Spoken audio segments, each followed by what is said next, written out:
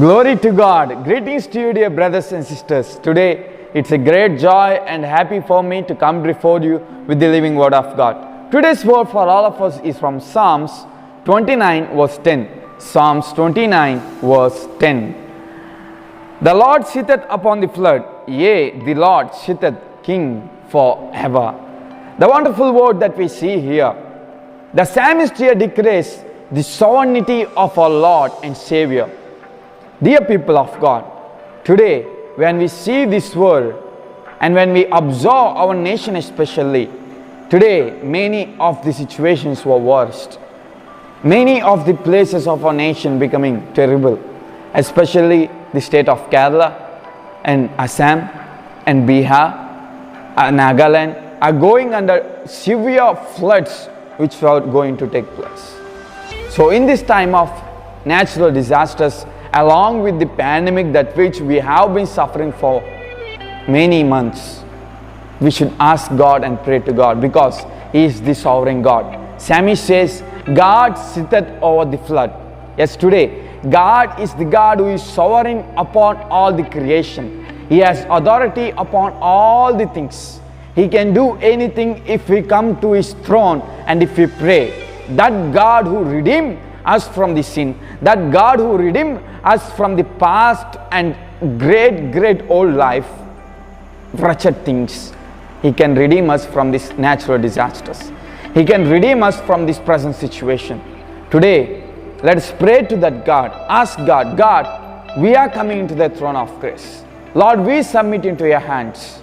That God who brought floods and who stopped the floods in the day of Noah is the God who can do anything today. He is capable to do anything and everything for all of us. And He is the King forever. Today, let us come to that God who is the King of kings, whose kingdom reigneth forever, and the all-sovereign God who can help us and who only can help us. If we come to His name, there is a greater deliverance. In His name, there is strong refuge and fortress. In His name, we the righteous can be live safely. Today, dear people of God, let us come to the throne of grace of God and ask God, God, help us. Lord, please pour out your precious grace upon all of our lives so that we will be saved in this chaotic situation. Dear people of God, it is time for the church.